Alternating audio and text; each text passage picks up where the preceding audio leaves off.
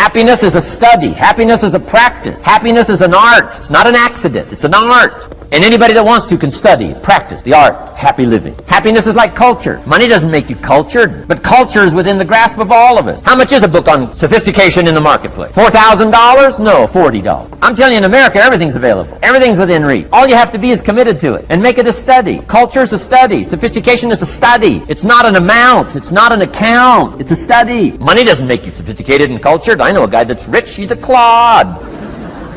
The guy's a clod, eats with his elbow in his soup. I mean, he's just a clod. Nothing much more pitiful than a rich clod. I mean, it's a sad thing to see. Money doesn't make you sophisticated. Only study and practice makes you sophisticated. Only study and practice makes you cultured. And only study and practice makes you happy. Study and practice makes you rich. Key phrase, don't be lazy in learning. 1, how to do well. Next, how to live well. Don't be lazy in learning and practicing the art of economics, practicing the art of productivity, and practicing the art of lifestyle. Shove taught me in such simple terms. Shove said, Mr. Rohn, if you're getting your shoes shined, Shoe Shine Boy's done an exceptional job. You look down, you got one of the world's all-time great shine. And you pay him. Now, you got a little change in your hand. Question pops in your mind. Should I give him 1 quarter or 2 quarters as a tip from a neat shine? Here's what Shove said. If 2 amounts pop in your mind, always go for the higher amount and become the higher thinking person. That helped change my life. Here's what he said. Become a 2-quarter person. Now, you can tell that was a long time ago when a quarter was a good tip. Now it takes dollars, but just substitute 1992 dollars for quarters. Shove said, hey, if you are thinking 1 quarter or 2 quarters, and you say, well, no, I'll just give him 1 quarter. He said, that'll affect you the rest of the day. The rest of the day, you'll look down, see this great shine, you'll say, I gotta be really cheap. 1 lousy quarter, tip from a shine. But he said, if you'll go for the 2 quarters, Shove said, you can't believe the extra happiness you can buy for just an extra quarter. That's called studying and practicing the art of lifestyle, which means living well. Money doesn't make you happy. Father wads up a $20 bill, throws it at his son, and says, if you need the darn stuff that bad, take it, just get out of my face. How sad, a father with money and no joy. He studied economics, but he never studied joy. I'm asking you to turn that around. Turn that all around. He said there's something in each and every one of them that waits and listens to the voice of the genuine in yourself. It will be perhaps the only guide you will ever have. And if you cannot hear it, all of your life, your days will be spent on the ends of strings that somebody else pulls. And I submit to you that you invested the time and money, go to the airport, fly across country. I suggest to you, some of you drove here. I suggest to you, you showed up because you said, I'm going to pull my own strings. I'm going to control my own life. Nobody will ever pull my strings again. Give yourselves a round of applause.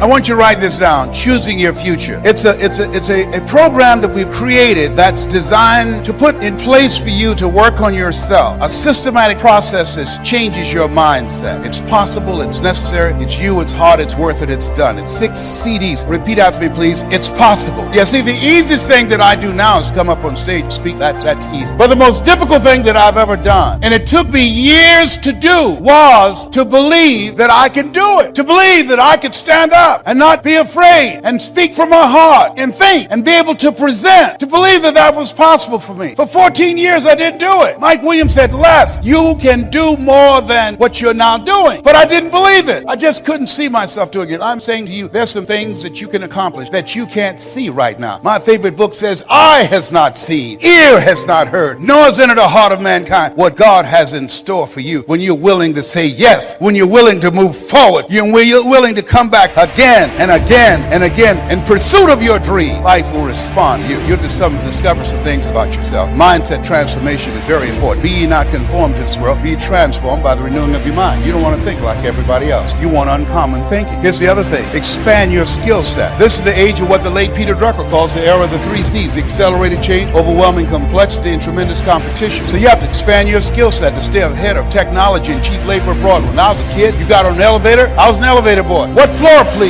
We operated elevators manually. Then we're going through creative destruction. Somebody created an elevator that didn't require a person being there employed to close the door and take the people to the designated floor. When I was a kid, girls would say, what do you want to do when you become an adult? I want to be an operator, a long distance operator. Years ago, when you made a long distance call, you had to call a long distance operator. Then somebody created technology that you can dial direct. Am I making this up? Anybody remember you used that call a long distance button operator. It's called creative destruction. Somebody created technology that we don't have to do that anymore. So today what multi-level marketing does allow you to secure your future, to stay ahead of technology and cheap labor abroad. You can hire a PhD or an MBA in the Philippines or India for $2.60 an hour. So what you're doing is you're staying ahead of the game because we're going through continuously creative destruction. Think about Mr. Washington. Young man, yes sir. What do you want to do with your life? I want to buy my mother home, sir. I want to take care of my mother. You do? Yes sir. I want to make my mother proud. How can you say you want to make your mother proud and you were in the dean's office the other day for fighting? Sir, they called me DT, the dumb twin. So you're going to fight them? Yes sir. Why, Brown? Why? Anger is the wind that blows out the lamp of the mind. How do I get even, sir? Tell me. They pick on me all the time because it takes me longer to learn things than others. I'm not like my sister at the University of Miami. I'm not like my brother. They always compare me to him. Mr. Brown, you want to get even? Yes, sir. I said, you have a good memory, young man. Yes, sir, I do. So I do, sir. Remember these words by Frank Sinatra. The best revenge is massive success.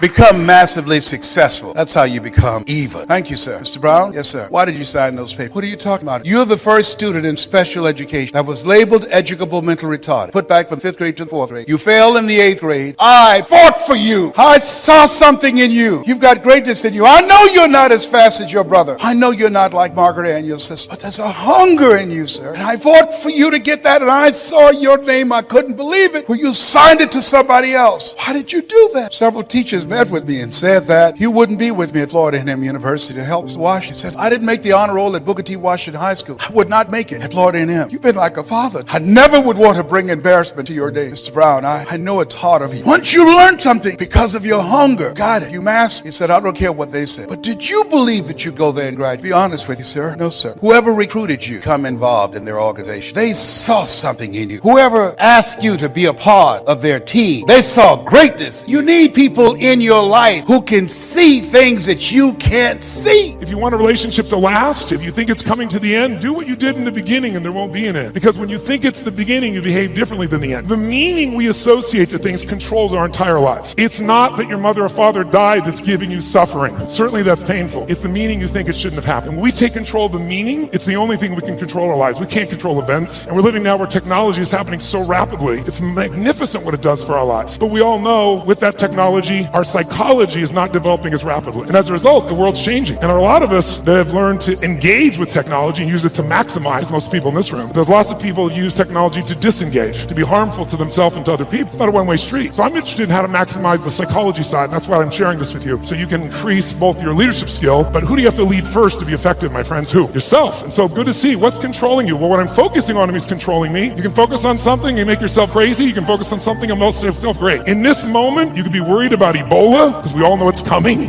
People are freaked out all over the world. 36,000 people die a year of flu, and the whole world is focused on Ebola. Because the news is not designed to inform you, it is designed to startle you, because that's how you sell things. So if you let someone else take control of your focus, your life will be in someone else's hands. So first decision is what you're going to focus. Second, meaning. My father that day focused on he had to take care of his family, and the meaning was, I know what it was because he said it out loud, that I'm worthless. Now when you come up with a meaning, it produces an emotion. And if you and I want to look at the quality of our life, there's only a way to define it. One way really, that's real. How do you feel every day? If every day of your life you got $1 billion and every day you feel guilty or angry, by the way, nothing worse than an angry rich man or woman, isn't there? You just want to slap them, don't you? How do you have the right to be angry? They find a way. But if you got $1 billion and you're angry and you're pissed off and you're guilty all the time, what is the quality of your life? Angry, pissed off, and guilty. If you have nothing, I live in Fiji a portion of the time. I have a home there and a resort there and kind of 2 families of villages there that I interact with the last 25 years. And when you go to Fiji and you walk down the street where you drive by, people jump up and they yell, bula, bula, bula, which means welcome, be happy, we love you. And you drive by 5 minutes later and they jump up, bula, bula, bula. And you're going like, what drugs are they taking? No one's paying them, but they're so happy. They're in such a different state. They've learned to focus on something else and come up with a different meaning for life. But if the meaning is it's the end, if the meaning is that you're dissing me, if the meaning is you don't care, whatever meaning we come up with, that affects the third decision, which is what am I going to do? And what people do is based on the meaning, since the meaning creates emotion, right? You can be